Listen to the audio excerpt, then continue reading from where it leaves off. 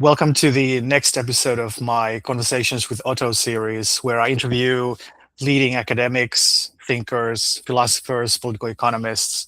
And today I'm very, very delighted to have as my guest Professor Mark Pennington of King's College London, who's a professor in political economy and public policy, and also the director of the Center for Study of Governance and Society there. And Mark is an old acquaintance of mine and also happened to be my PhD supervisor, so we do go a ways back. Welcome to my podcast, Mark. Thank you very much, Otto. It's really good to be here.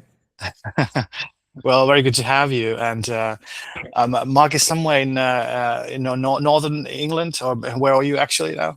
Yes, I'm in Lancashire at the moment. So I'm in a place called Upholland, which is about 6 miles from Wigan. If listeners are familiar with the Road to Wigan Pier, the George Orwell book. So I'm about 6 miles away from there, and I'm in the house that I grew up in the 1970s, which is quite a long time ago now. Do you feel any peer pressure there? No, sorry, that was a bad pun. Well, anyway, that's great. So just to let people know that there might be some, instabilities in the connection, but that's because, some parts of the world are just so pure and genuine that they don't have high quality internet connection. All right. So, but Mark is here because Mark is, obviously one of the leading political economists in the liberal tradition, the tradition of liberal political economy. He's the author of previously the book Robust Political Economy that goes back, I guess, 15 years now to about 2011 or so. And most recently, last year, he's the author of a new book on Foucault and liberalism, which is called Foucault and Liberal Political Economy, Power, Freedom and Knowledge, or something like that, right? So, Mark, you've been working in the Hayekian tradition for a long time. Now, Hayekians are sometimes accused of being Burkean conservatives, and what could be further away from Foucauldian sort of anti-establishment, everything is kind of in flux, criticize everything view of society than that? Do you see that there are actually strong connections between the two? I mean, this is a really, really good question. So I would call myself a Hayekian, but I'm not a sort of Hayek sycophant. I see many positive things in Hayek. He's probably the thinker who's had more influence on me than anybody else. But I do see tensions in Hayek's writings. And the one that you've just mentioned, I think, is a very important one. So on the one hand, he's an advocate of a market economy. He talks about the importance of competition, pluralism of knowledge, dispersed knowledge, these kinds of ideas, which many people would associate with a kind of creative destruction view of society, like the kind of Schumpeterian notion of creative destruction. But that kind of process is very unsettling often to traditional practices. And he does have a stream in his thinking which does have a kind of reverence for evolved rules or traditional practices that we should be very careful with tampering with them. So I do see there being a tension there. But that tension, strangely enough, is also present in Foucault. So it is true that, for very significant periods of his career, Foucault was sort of emphasizing almost like an argument for permanent revolution, that everything should be continually thrown up in the air. But by the end of his career, that had pretty well vanished to the point where he was advocating something much closer to a kind of immanent criticism, where you only can ever criticize within a tradition, you can't criticize everything all at once. And the two of them, I think, actually end up converging on that sort of a position. That you do want change, you do want challenge, you want contestation, but you can't challenge everything all at once. Otherwise, you end up with either kind of societal collapse or kind of revolutionary events that end up going in directions that you wouldn't necessarily want them to. Well, this is exactly the union, the Venn diagram convergence that I want to continue this on. But first, I think it's important for listeners and viewers to realize that this is all coming out of kind of this new political economy paradigm that King's has managed to build up. It's part of the broader, I think, push for philosophy, politics, and economics, PPE, as a discipline. And so the King's program in political economy has been in existence now for about 16 years. And if I got that right. Yeah. And so Mark was there almost from the very beginning, and you joined them 2012 from Queen Mary, where you had been for quite a long time. I already talked to John Meadowcroft in a previous podcast about some of the early stages, but I want to hear your perspective, especially because we're all about perspectivalism here, how one person has a different perspective on the same phenomenon and it might be just as valid as another. So what is your take on how, what were you trying to do as a department, and what was the vision that people there kind of had, and do you feel that it's kind of lived up to that?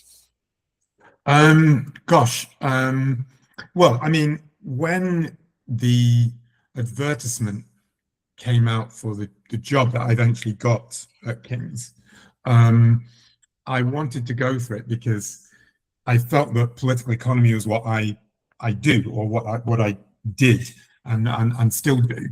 And I'd been at Queen Mary for nearly 13 years.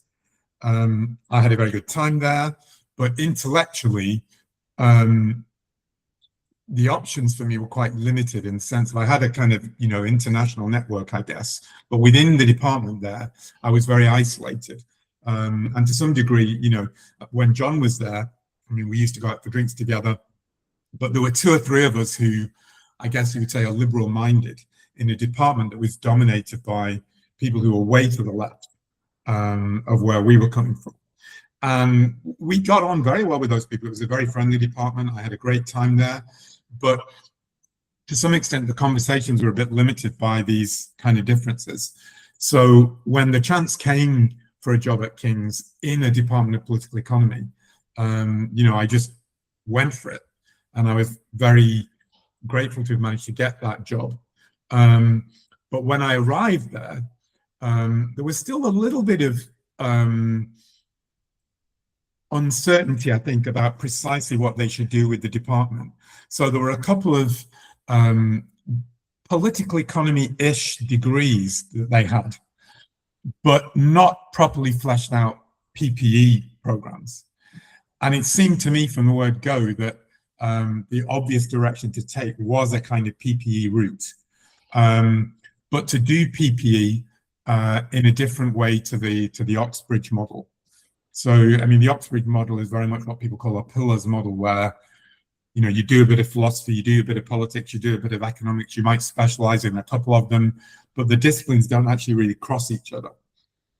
And we always had a vision from the start of trying to do a program that genuinely combined these disciplines, so that people do courses that cross over, and they have to have some interaction. So that was there from relatively early on, but not from the very beginning.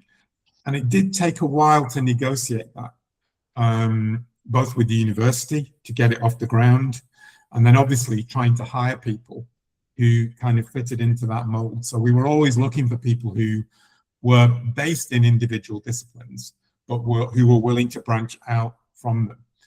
And overall, I would say it's been a great success. The program, the PPE degree, has been incredibly successful. On the back of that, we've launched other programs, and the department has grown enormously. From when I interviewed, I think there were 8 members of staff, and it's now up to like 70 or something like that, which is unbelievable in that space of time, actually, for an academic department. But there have also been tensions. So overall, I'm very happy with what has happened, but I discovered over time that lots of people say they are committed to doing interdisciplinary work, but they're not actually really believers in it. They've got a very limited understanding of what that means. And, there have been, when I was head of department, I was head of department for 4 years, and there were quite often some flashpoints where, you faced people who didn't really actually believe in a genuinely interdisciplinary project. And you just had to negotiate that, as you have to negotiate many things in life. That's right. So to be so I actually had a lunch with Michael Moeller recently, who's the head of the Kellogg Center for PP at Virginia Tech, where I was visiting a few weeks ago. And he was also kind of emphasizing the importance of having a vision of PPE that really brings them together and that really does something more than the sum of its parts, right? I mean, so you want to have PPE that's building into something that you wouldn't be able to do if you only stick within one discipline, even if you knew a little bit about the other ones. But you need to be able to somehow integrate the methodologies, the insights, and some of those kind of framings that you can do more that you could without them, right? So, but what do you feel? I mean, one of the issues that I worry about is the future of academia in general, and we don't need to get into a whole discussion about all that. That's a whole topic of itself. But I mean, I do worry about incentives for young scholars. I mean, I know that young scholars are very much incentivized to be very narrow in what they do and have a very, very sort of a specific, narrowly disciplinary focus. And I think PP sometimes has the tendency to make search committees feel a bit, uncertain if people are pursuing academic career. So how do you think that you can is that the sort of incentives that those can be changed? Do you feel that there's room for, I mean, everybody claims that they like interdisciplinary work if you really ask them in the abstract, but when they actually are pushed to the push comes to shove, they often end up prioritizing people who are narrow because they're easy to categorize and they get funding and things like that. I mean, it's very difficult. The way I think about it is, if I look back on my own career, in the current environment, I question how easy it would have been for myself, the kind of work I've done over the years, to actually get off the ground. I think things were much more open to this kind of thing in the late 1990s or the early 2000s. So I think if you look to my career path, it is totally not what you would recommend people to do. So I started off doing geography. I moved away from geography into political science. I was doing stuff on public choice theory, on urban planning. I wrote a book on that before I did robust political economy, which a lot of people don't remember now. Then I moved into all these kind of Hayekian ideas, which I've always been interested in. So it all happened for me actually by accident. There was no great plan to it. And it's turned out to have worked for me. But I have to say, in the current environment today, with the pressures that people face, I wouldn't recommend people to be as eclectic as I've actually been in my career. I think you probably do have to have quite initially, when you're starting off at least, quite a strict focus. Decide what your niche is, go with it, and then hopefully branch out from it. So I think you can get jobs. I think it's not totally bleak landscape, but I think you've got to recognize the state of play. And even if we don't like it, that doesn't mean that you have to specialize. But when you have done that, use that opportunity, if you've managed to get a job, to branch out and do these other sorts of things. That's kind of the way I see it, I think. I think that's right, but there's also, I think, a silver lining to this, which is that there is now a international community of PP scholarship that is partly under the umbrella of the PP Society that started out mostly in the US. Although I talked to John, and I understand that there was already from the beginning some deep involvement with some people from the UK, including King's. But now there's a big conference. There's two big conferences. One in New Orleans in the late year in November, and then one in the UK in London at King's itself. So DPE, the Department of Political Economy at King's, has become also host to one of the big PP conferences. And I think, even though that doesn't necessarily always lead to immediate, better job prospects for everybody who attends, but I think it really definitely brings people together and definitely, I think, makes for a much more vibrant and supportive community, right? I think that's right. And, I went to the conference at King's last summer, and I thought it was an amazing event.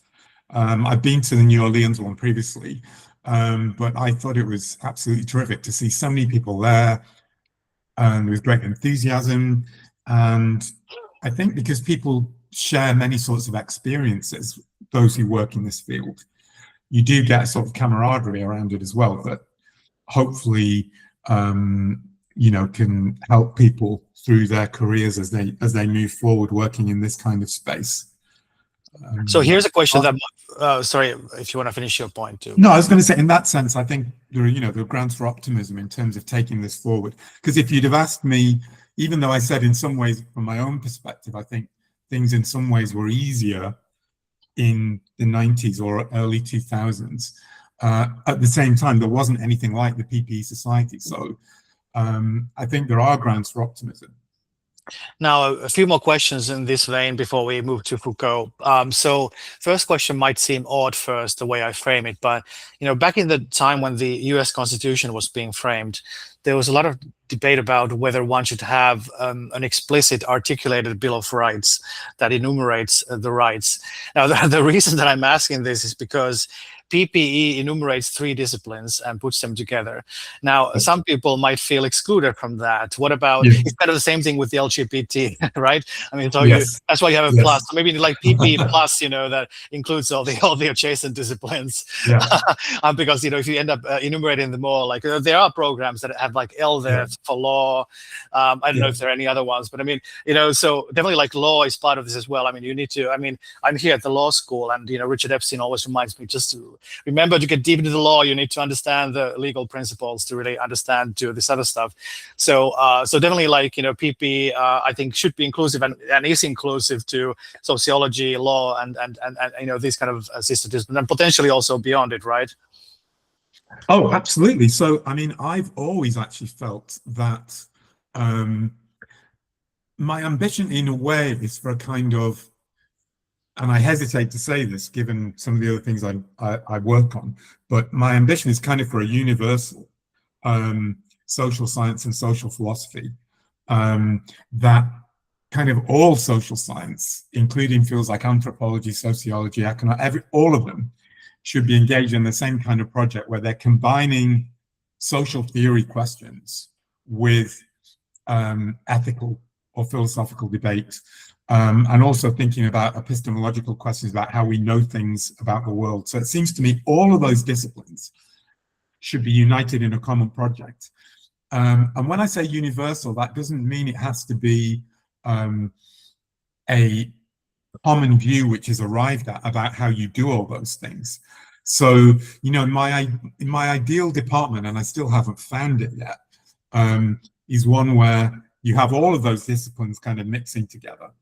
And you have people from right across the spectrum, politically, in terms of the epistemologies they advocate, and how they specialize it across those different areas. That is my kind of ambition, really, for what this space should include. So it should be very, very pluralistic and inclusive in that sense. That's right. Now, I do want to also kind of go back a little bit to. You mentioned that you're interested in Hayek from a quite early stage in your life, but there must be a time before Hayek. There must be a time when Mark is growing up, and at what point do you realize you have a passion for these kind of things, or academia in general, or these kind of issues in particular? It was at university. So I think I had a political conception in my teenage years. Just really through experiences growing up. So I've always been a political individualist, but I didn't fully understand what that was. So I was quite sympathetic to elements of the Thatcher government program, but I was also quite skeptical of other aspects of it. So the social conservative aspect to some parts of that program, I was skeptical of or critical of. But I didn't have a fully fledged idea of politics until I had my experiences at university. And I don't want to emphasize the negative, because ultimately, I came out with a first class degree, but I did a geography degree at Royal Holloway, which is another part of the University of London. And the program, as many geography programs were and still are, is totally dominated by a left-wing mindset, a very left-wing mindset. At the time, it was still dominated by Marxism. although that period was starting to come to an end. You were starting to have post-structuralist ideas coming in.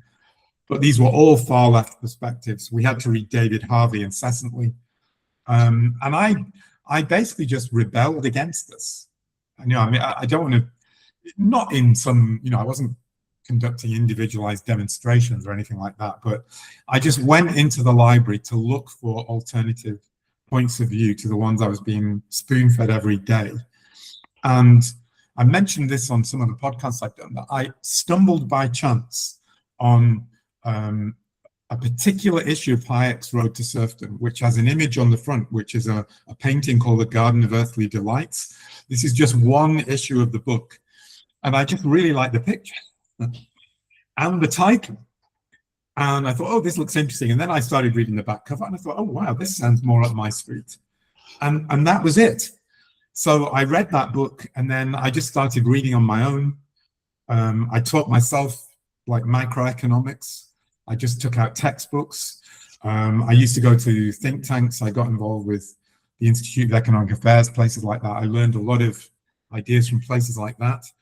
And it was really just self-directed. That's how I learned about public choice theory. I taught myself that. And on that basis, I did a PhD. So that was the sort of initial development, if you like. And, you know, during that time, I'm sure at some point you also encountered Foucault. I mean, you can't really go too long in a left-wing department without encountering Foucault, right? So he was becoming, as I said, so Marxism, the dominance of Marxism in geography was starting to fade. And you start to have post-structuralist, of which Foucault will be the preeminent thinker. So we got a little bit of exposure to him. But I think I got more exposure to him actually when I was doing my PhD from some of the other students who I was studying with. We were doing very different topics, but I was amazed by how many of them, you know, were fascinated with insights that seemed to be very contrary actually to the rational choice theory that I was focusing on in my PhD. So my PhD was very much using public choice principles to understand land use planning or zoning laws in the UK. And all the Foucauldians hated this. You know, they thought it was positivist, they thought it was sort of economic imperialism. And when I listened to the arguments they were making, I did have some sympathy with them because I was also a big Hayek fan. And I'd read a lot of Hayek's critiques of scientism, counter-revolution of science. So I thought, well, I need to look at some of this postmodern stuff. And when I read it, the amazing thing was how much of it I agreed with. So even then, when I was still working in this sort of public choice field, I was already seeing lots of parallels across these sorts of ideas that, you know, at a later point in time, I decided to develop. Well, very good. So now would be, I think, perfect time to switch to talking about your book, and which, by the way, is excellent. It's making a bit of waves. I think I hear people talking about it in PP circles for sure, in the US and elsewhere. And I think it's provocative, of course, to put Foucault at the center of this. I mean, in a way, some people would read kind of what you're doing is, well, you escaped far left discourse and departments only to re-establish them at King's, but certainly you don't see it that way, right? Not at all. Well, I mean, the book is meant to be in some ways hard to categorize, because I'm not, I tried to make this very explicit in the book itself, but I'm not trying to say that Foucault himself adopted this liberal type position, even though I think you can see in his career that he perhaps did move in that direction. What I'm trying to do is to look at all his core philosophical ideas and concepts, how they are developed and applied, and to show how they are compatible with a certain strain of liberalism or a type of liberal thinking. So I'm suggesting that liberals should embrace these ideas to take them in a particular direction. And I'm also suggesting that Foucauldians should embrace certain kinds of liberal ideas. So what I try to get out of this is a new understanding of what liberalism can be about. So it's a kind of reconstituted liberalism. I'm not saying that liberalism has nothing to learn from Foucault, quite the contrary. I'm saying it can learn a lot from him, and that also Foucault, or the Foucauldian tradition, can learn certain things from what I call the postmodern stream in liberal thought. No, indeed, and Foucauldians are an interesting bunch. I've encountered. I've been to a few workshops, a few conferences, and Foucauldians, I think, have developed a very particular reading of some of the difficult parts of Foucault that seems to suggest that he was, not always entirely, on the same page as David Harvey on capitalism. Yes. So, and I think they have to do quite a bit of contortionist action to get there. I mean, reading Foucault, I've done quite a bit of work on Foucault, especially recently, partly inspired by your work, but partly also going back to my origins, studying philosophy in Helsinki. Been doing reading on Foucault, including reading some of the excellent biographies. So that, aside from your book, there's, for example, James Miller's biography. Oh yeah, Passion that one's very good. Yeah, exactly. This one gets to some of those kind of thornier aspects, how the issues of sexuality and the pursuit of limit experiences and kind of getting to the core and the kind of underneath the assumptions of Western self and so on underlie the Foucauldian issue. There's also the book by Mitchell Dean and Daniel Zamora that is called The Last Man Takes LSD, The End of the Revolution, Foucault and the End of the Revolution, which kind of from a very different point of view argues that the Foucault did make a turn towards liberalism. That's a biographical claim that I mostly agree with, although I do think that they're sometimes picking the evidence a bit in the favor of their narrative as well. But I think that's what everybody does, and that's fair. I think overall it's a great book. But they come from point of view of they're old school leftists, kind of who fear that this postmodern Foucauldian leftism is a too liberal and it's too much of a betrayal of the old school leftism. Whereas you say, well, that's great. I mean, that's just what we need. That's just what the doctor ordered. So you're kind of converging on that, right? That's correct. That's correct. But as I say, I don't in the book itself, I don't actually take a view on Foucault's own direction of travel. I'm just focusing much more on the analytical concepts. So his understanding of the self, what he calls the subject, the kinds of criticisms he has of what Hayekians would call scientism, or the kind of problem of expert rule. I'm very interested in the question, which I think is underexplored in the liberal tradition, of how being subject to these various forms of expert rule, it's not just that often this expertise doesn't work, but that it can actually have profound effects on people's identities and their sense of their capacities to exercise various forms of agency. And I'm also very interested in the idea of surveillance as a form of social control, and the way in which even, people who claim to be in favor of things like social justice or liberation end up supporting mechanisms that are incredibly surveillance focused, that have to monitor multiple aspects of what people are doing to bring about their favored pattern in society.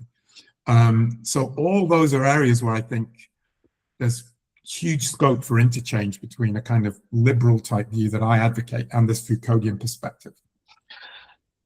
Very good. So I should remind viewers and listeners that the book is called Foucault and Liberal Political Economy, Power, Knowledge and Freedom. I think I got freedom and knowledge maybe the other way around first time. You did. Mea culpa.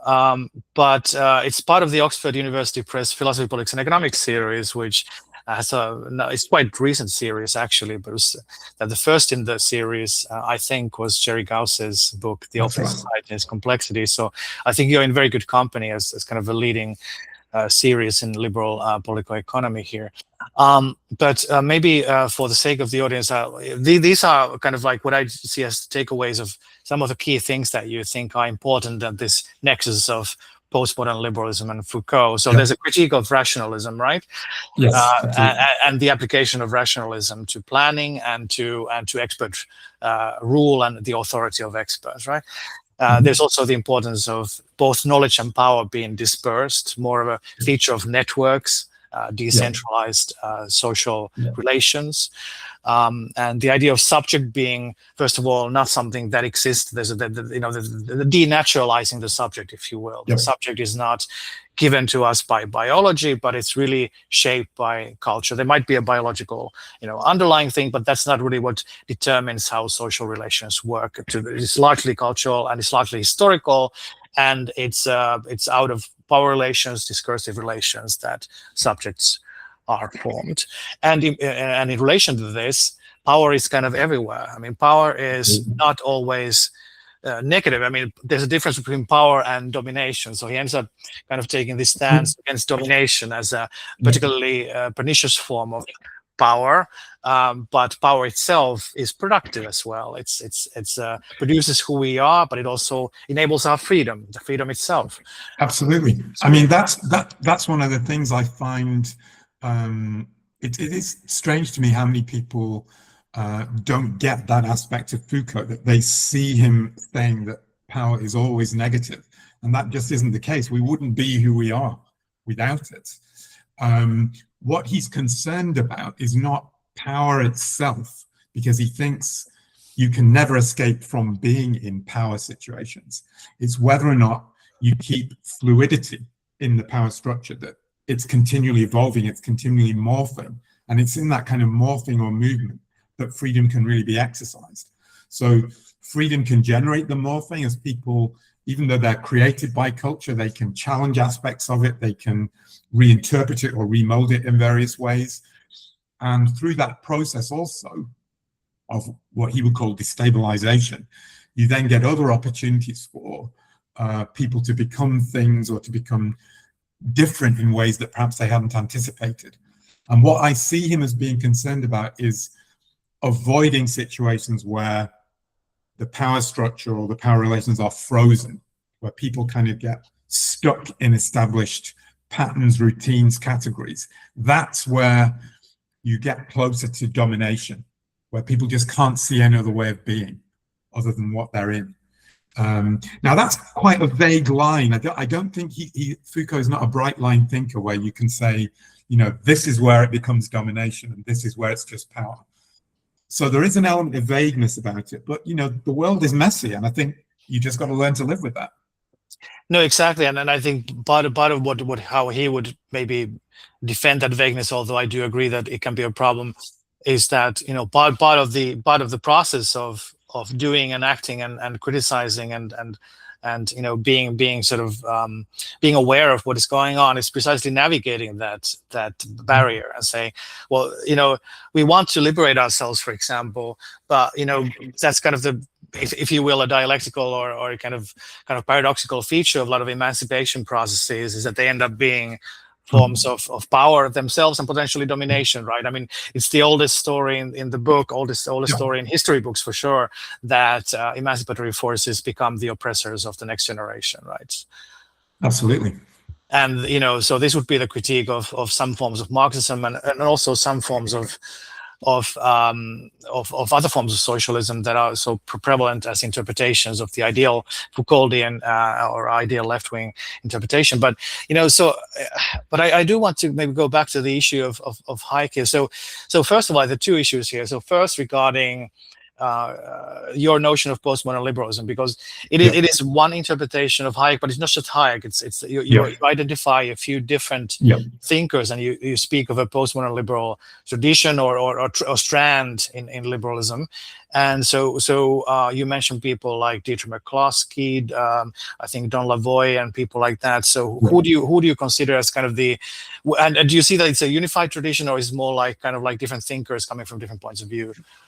I don't think it is a unified tradition, and one of the reasons I sort of mention these thinkers is not to say that they were themselves postmodern liberals, but to take elements of what they say to create what I think is the postmodern liberal position.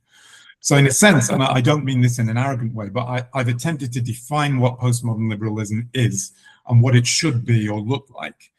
And I've done that by referring to thinkers who have elements of this. So Hayek certainly, I think, does have significant elements in his thought, which could be described as postmodern. So he has an anti-naturalist view of the subject, that we're largely the product of culture, spontaneous orders that nobody's in control of. Deirdre McCloskey is, especially now, although she wasn't in an earlier stage of her life, is a radical anti-positivist, subscribing to a kind of social constructionist view of social science in many ways. There are themes in thinkers like Michael Oakeshott that I think are also very postmodern. Jerry Gauss, I think, has got aspects. His emphasis on complexity, which is very Hayekian, is quite close to that in many ways. Chandran Kukathis would be somebody else who's got a very radical critique of rationalism in many ways, I think. So all of these people refer to themes that are, I think, compatible with postmodernism, but they don't actually set out themselves, and they don't even attempt to. Why would they? An attempt to describe what their position is in terms of postmodernism, and that's what I tried to do. I tried to show how there's a thread of thought here, which is essentially postmodernist, if we can use the word essential in that context. That's really helpful, I think. And so Hayek, the other part of the question that I want to ask is about going back to the Hayekian, kind of the Burkeanism in Hayek. Now, I think there's definitely an element in which both Foucault and Hayek emphasize the kind of the limits of knowledge and the rationality of a lot of what's going on. But there's also, I think, this kind of a Kantian element in Foucault that I think is there and actually does get quite powerful towards the end of his life. The idea of, there's an element of the Enlightenment that I think Foucault is committed to, that I think certainly and I mean the French Enlightenment, the German Enlightenment, and not just the Scottish Enlightenment that Hayek is committed to. So Hayek draws a sharp distinction, and sometimes I think too sharp a distinction, between the Scottish Enlightenment tradition and the French Enlightenment tradition. Certainly, there's a big difference between Hume and Smith on the one hand, and Rousseau and Kant on the other hand, but I think there's also overlaps, and I think there's an element of kind of this postmodern reading of Kant, if you will, that allows us to maintain this kind of attitude of understanding that there is this project of critique, the Kantian critique, if you will, that I think Foucault is committed to. The idea that we are always trying to question. We're always trying to question imposed limits. I mean, even Rousseau has this idea, like we are born in chains. I mean, everywhere we are in chains. I mean, we are born free, but everywhere we are in chains. And the idea is to try and understand those chains. And I think that's still something that Foucault is doing all the time. I mean, that's the whole idea of why we need to analyze history. We need to analyze different institutions, different ideologies, because they all can potentially become these dominating chains. They are subjects of critique, but the reason I say this is that in Hayek there is that Burkean element, which sometimes I think leans to and even explicitly he says that there might be elements of history that we simply should not or cannot question, like in a rational sense, at least, that maybe it's better for societies to take some things for granted, like reverence for certain traditional ideas of liberty. Now, I can understand why Hayek says that, but you can see that there's a bit of a tension with the idea that we should revere tradition for its own sake, and the sort of clinging to this idea that we need to be able to criticize everything, right? So do you see how do you navigate that tension? Well, I don't think, before I say how I would navigate it, I don't think Hayek himself, going back to the very start of this conversation, I don't think he ever fully reconciles his own views on this, because certainly in the Fatal Conceit, the last major work, and some of the essays he was writing in the early 1980s, you do have this emphasis on the importance of these traditions that have been very long-standing as containing wisdom that none of us individually can fully comprehend. And a kind of survival value emphasized, that this kind of evolutionary aspect that he speaks about. But also, Hayek in Law, Legislation and Liberty is very explicit in saying there should be no rules that are immune from competition. No rules should be immune from competition. So notions of property, you could think of various cultural rules, norms, standards, all of them should be open to competition, he says. What he then says is that just not all at once. That you can't have everything challenged all at once, because then, well, how would you function in society if everything was literally up for renegotiation every single day?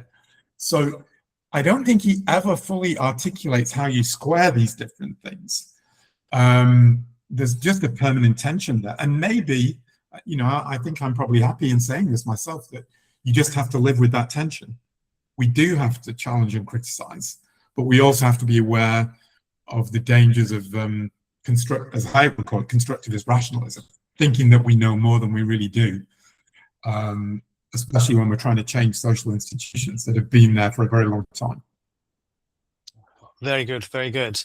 Now, if people want to also read more about kind of the Kantian dimensions of Foucault's work, I recommend Tuomo Tiisala's book on this, just came out a couple of years ago, and people can check that out. But very good. So I think it's I could ask you to discuss a little bit about. So your book is kind of divided. I mean, it's got a few different sections, but towards the end of it, you have, I think, one of the most exciting and productive parts of your project is applying these ideas to various existing or current sort of regimes of power, regimes of knowledge production, forms of expert rule or potential expert rule, and so you highlight a few different things. Some coming out of the green sustainability framework, that the language of sustainability of green politics is shaping into what Foucault would call a dispositive. Dispositive is a you know, sounds to me like an 80s new wave electro pop band, but it's a beautiful French word. And the other ones are, you know, you list a few of them there, social justice.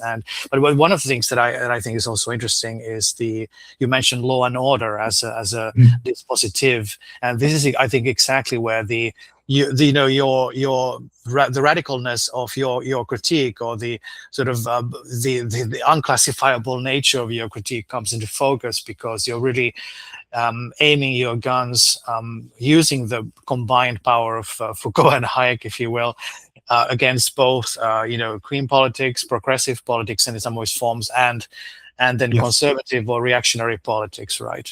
Yes. Yeah, I mean, the common theme that unites, so there are 4 dispositives that I look at in the second part of the book. One is social justice, the second one is public health, the third is sustainability, and then the fourth is law and order. What unites them all is the idea that the dominant sets of ideas, and there's no one single idea that is kind of ruling in these situations, but there are overlaps. And the common theme that sort of generates these overlaps is the idea that the ruling narratives believe that human societies are knowable and manageable objects, that we can understand causal relationships in society, and that on the basis of that understanding, we can manipulate society to produce desirable outcomes, whether that is reducing various inequalities, generating environmental improvements, or reducing crime. We can manipulate through a kind of scientific expertise to produce desirable outcomes. Now, I argue that this is wrong from a sort of social science perspective. This is like the Hayekian critique, if you like, of scientism, is that societies are not knowable and manageable in that way, that the people who think they have this knowledge don't have it. But I also argue that the belief that we can have this knowledge has what Foucault would call power effects.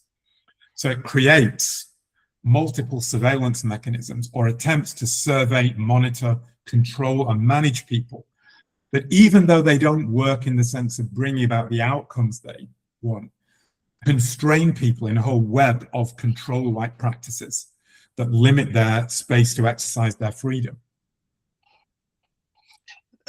Could you maybe one actually way to think about the law and order dispositive is first to go back to one of the classic books by Foucault, Discipline and Punish, which maybe is still my favorite of Foucault's books, but it's only one of the best ones I think that he has. Foucault here, of course, talked about the origin of the institution of the prison and different approaches to punishment. But I mean, how do you see that this kind of lens can be taken to analyze the current regime? Are we still kind of in the same space, or is it kind of shaping into something new, like the current sort of law and order dispositive? Well, I think there's a number of aspects of his ideas in relation to crime that I'm interested in. So one is the idea that crimes are seen to be committed against society. And that is actually, we forget, quite a new phenomenon. Or it's not always been like that. There used to be periods where crimes were seen more in a context of disputes between individuals, that people crossed a certain line. You might have to compensate someone. You might have to do some kind of recompense to the person that you'd wronged, not that you were committing some wrong against society. So law and order, thought of as people committing wrongs against society, is part of this more general set of ideas where people are judged in terms of their contribution to various social objectives. So crime is constructed as a social problem rather than something that just happens between individuals.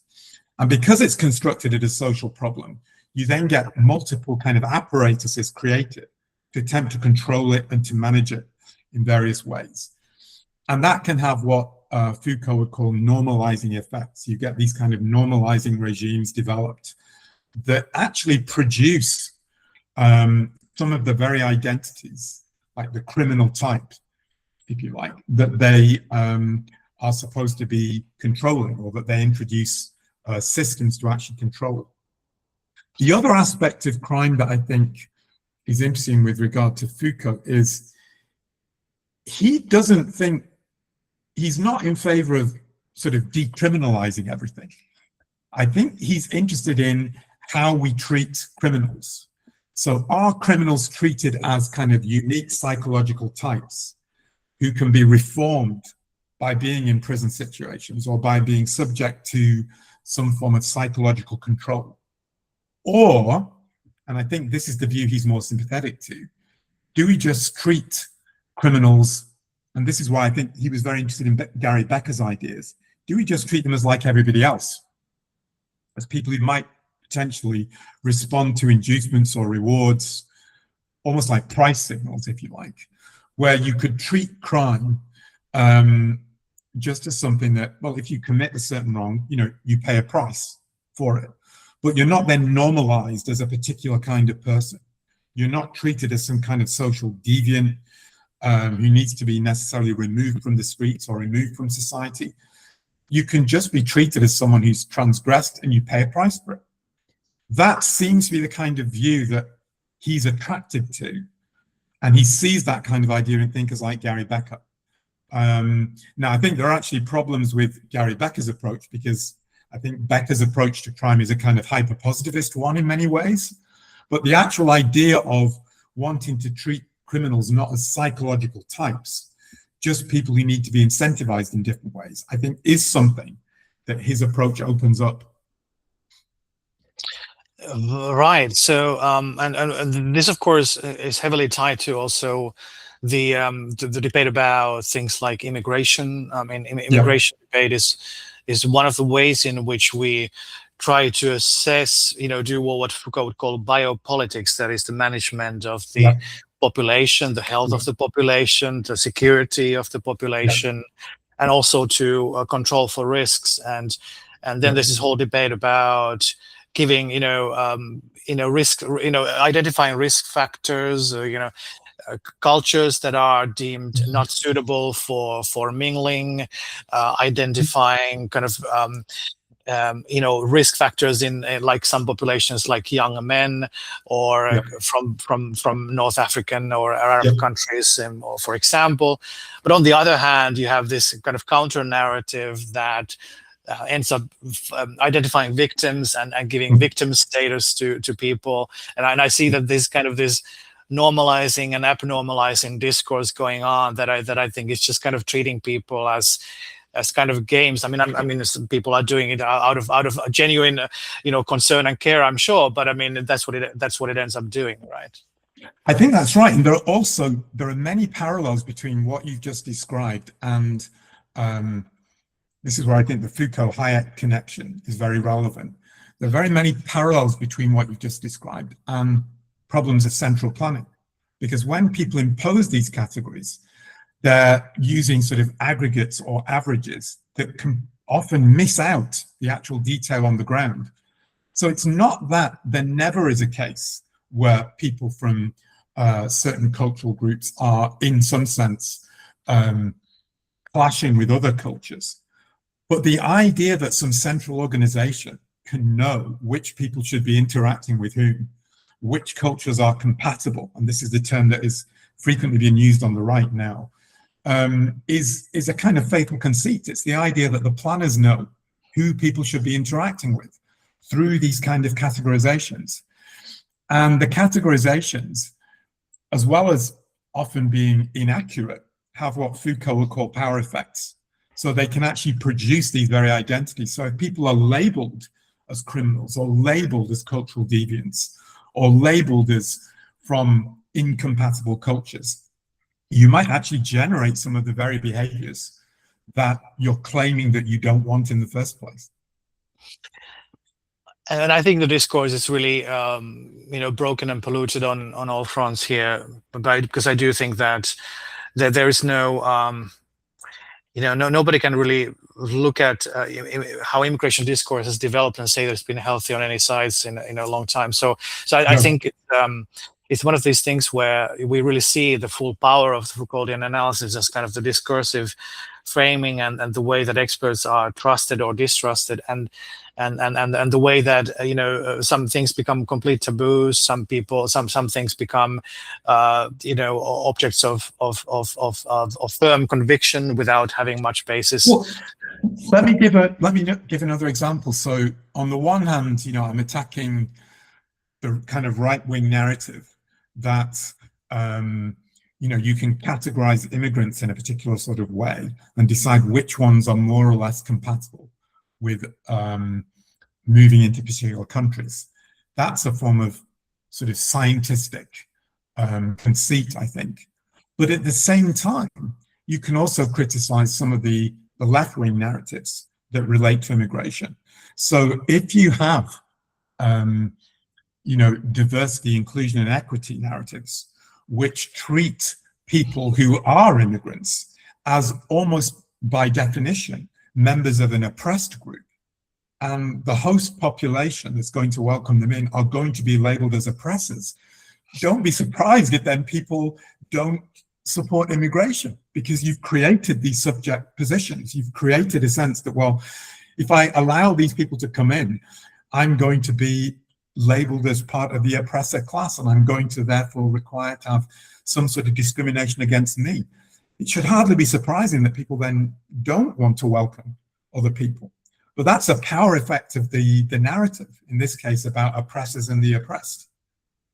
That's right, and I think academia is still heavily reeling from the strong push for DEI and now the strong countervailing, equally problematic force, kind of the post-liberal force. I mean, so I think the attraction of post-liberalism is partly the failure of maintaining reasonable discourse, ability to criticize, to have free speech. I mean, I think free speech is going to be absolutely crucial going forward as a way to navigate some of these issues. Otherwise, you're going to end up generating distrust and generating massive. Yeah. What I think you have to do is to, instead of reproducing these narratives, the oppressors versus the oppressed, the DEI narrative, and then the Trump response to it, which is a kind of right-wing, woke right, or whatever you want to call it, version of that. You've got to challenge the underlying narrative. And the underlying problem there is that these are negative-sum understandings of cultural interaction between people. So I say in the book quite explicitly that I'm not opposed to the concept of intersectionality, but I am opposed to a kind of negative sum or zero sum version of it. What we need is a positive sum version that recognizes we all have cultural baggage, we've all got prejudices and biases, but we want to interact in creative ways to create new identities, not be stuck in the boxes that we happen to have been born into. And that's a more kind of liberating, positive sum, a narrative that needs to be out there challenging these very negative sum ones, in the same way that, you know, there's a never-ending need to challenge negative sum narratives in economics, for example. No, exactly. I think the failure of most people to understand positive sum dynamics is I think one of the causes for economic illiteracy. Well, chicken and egg situation, I suppose. But yeah, no, I think so. Would you say that? So one worry that I have about postmodernism, as much as I appreciate, is that people, you know, we kind of live in a, some people speak of post-truth society, and it can be problematic if kind of like standards of evidence, for example, get eroded too much. So I do think that that kind of concern about, for example, standards of evidence, or the ability to have, you know, ways of adjudicating disputes in a neutral way. I think those are some of the resources that liberalism does have, and kind of the rule of law tradition does have, that I think are sometimes lost in the postmodern and the Foucauldian, more anarchist leaning side of things. So as much as I am sympathetic to a lot of the more anarchistic elements of Foucauldianism, including the kind of almost Feyerabendian view of science and of knowledge, I do think that as we see the negative effects of people's you know, detachment from common sense, detachment from reality, or complete distrust of science, all the achievements of modern science, in favor of kind of new irrationalism, I do find myself struggling whether more postmodernism would be desirable or not. What do you say to that sort of criticism? Well, I understand where you're coming from with that, but I think an awful lot of those concerns, you know, often they can be laid at the feet of postmodernism or postmodernists, only in the sense that there are certain people who've interpreted those ideas as implying you can say whatever you want. There's no standard of truth. It's just whatever you say. And that is just an inaccurate reading of that tradition. I don't believe postmodernists are saying, well, anything goes in that sense. What they're wanting to do is make people aware that at any point in time, what they think is the truth may have been the product of all of these power relations, historical forces, whatever, and therefore to keep an open mind about other sorts of possibilities. So they want, if you like, for people to be permanently in a state of wanting to criticize or to have things contested. That's all I really get from it. It is not saying that you can say whatever you want, but there are no facts. It would just require that if you give a particular interpretation of what might be implied by certain facts, you have to be aware that there could be other interpretations out there that have been suppressed because of various historical or whatever other reasons. So the concerns you raise are genuine, but I don't think they're actually anything really to do with the core beliefs of the people that are called postmodernists. I think they're much more related to what has happened in the media environment, the political environment, that can't really be laid at the feet of postmodernism. That would be my view. Well, I think that's would be one fair reading, I think, of history. But leaving aside the question of kind of who's to blame for the current situation, do we find any remedies in postmodern liberalism for this circumstance, or is it just going to be kind of a different variation of the same? Well, I hope what I said before about saying, looking for, in the case of, say, intersectionality, that concept, looking for a positive sum reading of it, rather than a negative someone. So there you can take on board the fact that, you know, we're all perspectivalist. We all have our own biases from our particular cultural position in society or the history that we've had. We can recognize that. We can recognize that there's never going to be some purely neutral realm out there, and almost celebrate that as something that we can enjoy as we interact with other people. You know, it is what Hayek calls a voyage of exploration into the unknown. Instead of seeing that as a threat, see it as a positive thing, seeing it as something that's exciting. Now, that in itself is not the solution to everything, because there could be some people who don't want excitement.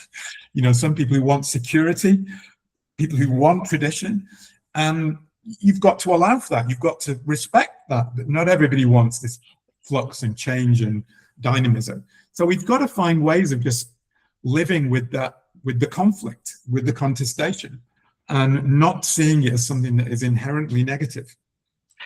This is excellent. So related to this issue of permanent contestation, one reading of that would be, I think the one that I think Foucault was sometimes attracted to, which is kind of the Nietzschean. I mean, certainly Nietzscheanism is a big part of his heritage, but Nietzscheanism can sometimes be very elitist, right? I mean, Nietzsche himself believed that only really the few people, the aristocrats, really, the aristocrats of the soul, not the ones of biology, but the ones who make something of themselves, who are special, who have kind of the strength of will to make something of themselves, to be self-creators and so on. Only they can really withstand this kind of real freedom and this real kind of flux of history. Do you think that as a kind of it's something that the average person would find appealing, or do you feel that they are much more inclined to embrace security and tradition? Well, this is an area where, again, I find a lot of parallels between the Foucauldian type position and Hayek. So Hayek says in The Constitution of Liberty, very explicitly, we are all entrepreneurs. Everyone is an entrepreneur in the sense that they have to find their place in society. They have to negotiate the situation that they're in, whether it is being a business person or someone who's figuring out what kind of job to do. When you go to the supermarket, how you're going to make the meal for the evening. These are entrepreneurial steps. Now, Foucault is attracted to aspects of liberalism because he thinks it emphasizes the idea that you can be an entrepreneur of the self. You are not stuck with the identity that you've been born into. You can create, you can be a self-creator, you can morph it into something new or different. Now, it is the case that there are going to be some people who do that in dramatic ways, you know, like Michel Foucault himself, writing these books. Lots of other people are never going to do that, but in small ways, they can be entrepreneurs of the self. You know, they could adopt a religious practice. They could adopt some new lifestyle choice or whatever that is entrepreneurial, that gives their own life meaning. So the Nietzschean aspect of Foucault is that having the project of people being able to give themselves a meaning to their lives, that's not just given to you by somebody else. And through acts great and small, that can happen. And a liberal society at its best, I think, offers that to people, offers them the space to be entrepreneurs of the self. I think that's right. And I think that also manages to avoid one of the criticisms of liberalism and capitalism that Nietzsche has, which is that it just leads to mediocrity. And you know, it's a, you know, there's this critique of middle class values. Middle class values are boring, and you know, they can never be truly creative. But I think that's not true. I mean, I think that's really the promise of this vision, is that we can, maybe not everybody, and maybe not you know, but there are these creative actions everywhere in the economy and the society. The culture itself is being shaped by little actions and intermediate actions and big actions, and there's a lot of creativity going on.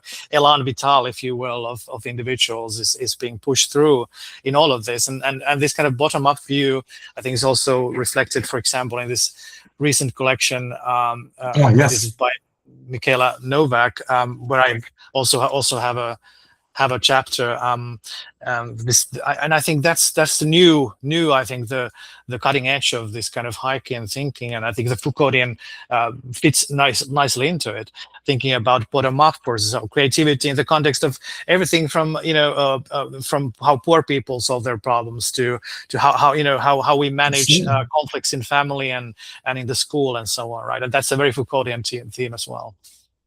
Yeah, and all of the, the debates about gender and sexuality are all about this whole question of whether people can create for themselves, their sense of the kind of life they want to lead, or they could be opened up to other possibilities for ways of living. It doesn't mean that you, trash the conventional family or something like that, but it does mean you have space for other people to do different sorts of things, to have different paths.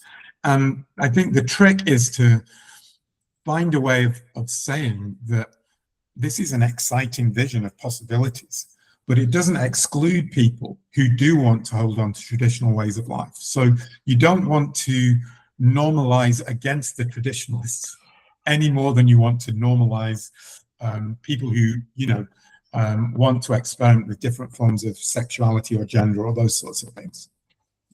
So this leads to the question of kind of one of the big tensions that I've already highlighted, is the idea of how much fixity can we accommodate with this vision of fluidity, and so I'm less concerned about substantive visions of the good life and traditions and thick traditions in that sense, but I'm more concerned about, can we even accommodate thin notions of basic rules that we all share, whether it's just basic standards of social interaction, trust, respect for property rights, rule of law, or are even those things too fixed and too potentially oppressive, or certainly not something that we can give like very good positive justification for?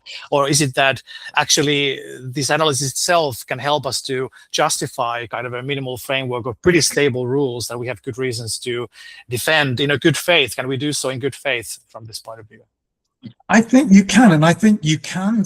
So my own view is that, this perspective does not imply that literally everything is up for grabs. So if we look historically, there are no societies, at least none that have survived for very long, that do not have some notion of property rights, that do not have some notion that it is wrong to steal, that it is wrong to kill, that there seem to be evolutionary reasons why societies just do not survive or do not go forth and multiply, as it were, if they're not following some of those rules. Now, that doesn't mean that you couldn't have some variety in the kind of property rights you have. So you can have individual property, but, as Eleanor Ostrom has taught us, you can also have more collective forms of property that can work in certain settings. So it's about allowing for pluralism, allowing for new types of property perhaps to develop, not imposing though any singular vision against which everything should be judged or ranked. And that's the trick here. So property rights, yes, but allowing for creativity with property rights also would need to be in the mix. And I don't think Foucault's position is that literally everything is up for grabs, that, you should be able to sort of experiment with any kind of regime. And I think, if we were, I'm saying that there's a tension in Hayek about the Burkean aspect with the more liberal aspect. But I think Foucault's own experiences, his whole experience with he didn't support the Iranian Revolution, but his perhaps overly sympathetic views towards it were a cause for, regret for him in terms of what happened in that particular country. And I think perhaps brought home to him the dangers of excess in trying to bring about change. One of the remarkable things is that I've been reading, I think, 3 or 4 biographies of Foucault, including James Miller's, Dina Zamora's, and also Macy's biography of Foucault. And one of the amazing things that you realize is that towards the end of his life, and indeed in the final years of his life, he was very much, for example, involved with the Eastern European dissidents, with Polish solidarity movement. And he started using language of rights, for example. He'd never really used that kind of language in a serious way before, but he did, at least for strategic reasons, and perhaps for even more, to understand that this whole ethical turn, rights turn in late Foucault, it certainly, I think he got him close to a position where he did understand that, we need to think about rights and we need to think about these things, right?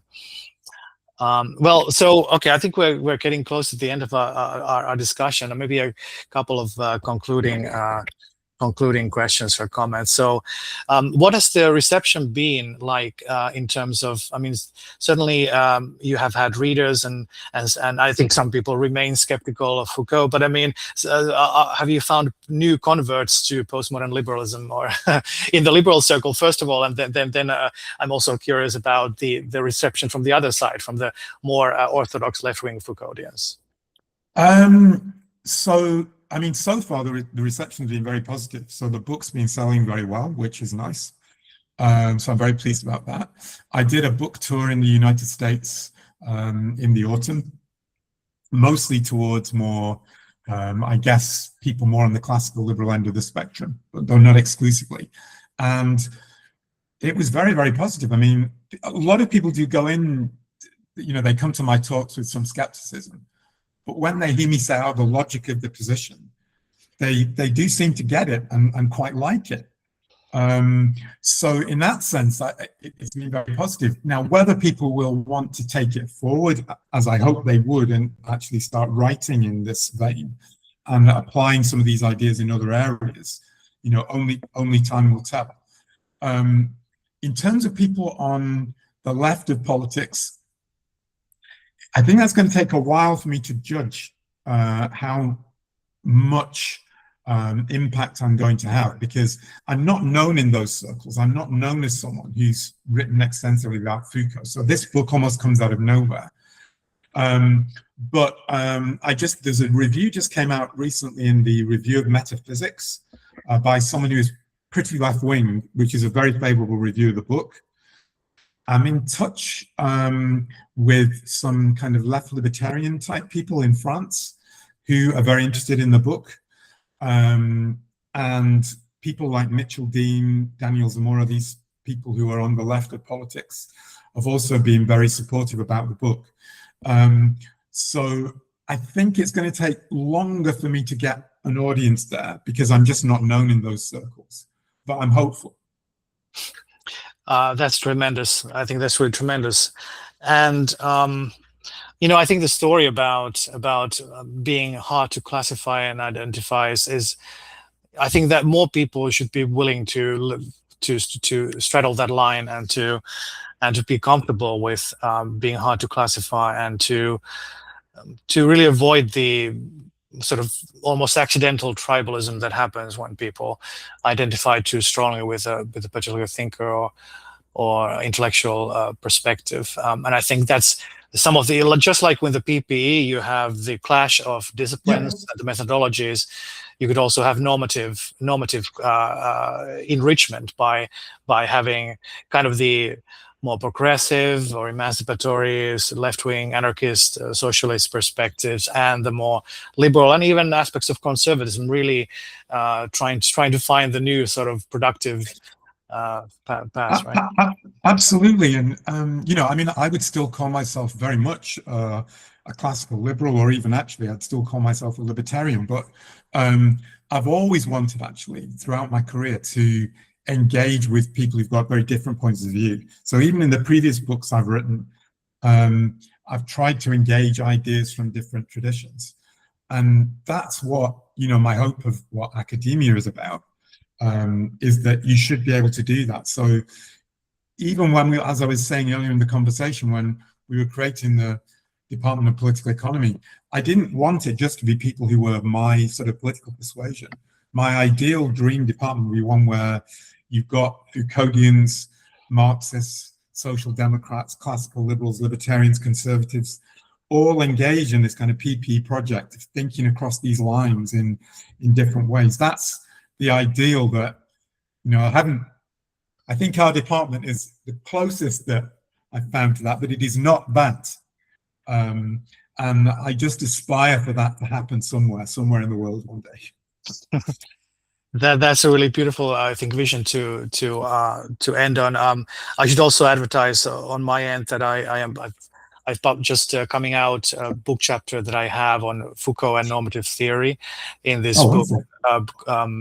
It's a two volume book. I think now one is justifying the state, and the other volume is critiquing the state, and I'll be in that critiquing or criticizing the state part, where I have paper on Foucault and state authority and the difficult relationship that Foucault had to state power and state authority. And I'm also working on a paper on Foucault and basic income, one of the topics that you also do write about a little bit in the book. So those are the things that people might want to have a look at. But as for you, what is next for you after a big project like this? Well, it's quite challenging because I'm really into these ideas. I want to take them further. So I'm thinking of doing some work, maybe engaging some of the other people in the kind of broadly postmodern tradition. So people like Deleuze, I'm quite interested in some of his ideas, whether they can be engaged with in this way. But at the moment, I'm actually running a new project with the research center that I run, the Center for the Study of Governance and Society, which is called Market Economies and Green Ideals. So we have a new grant from the John Templeton Foundation. And what I'm trying to do there, actually, just going back to my previous point, is to engage people from different traditions within the environmental movement who are both sympathetic to markets and critical of markets to think through different kinds of environmental challenge. And I guess my own part in that, a lot of the work is going to be bringing other people together, running conferences, that sort of thing.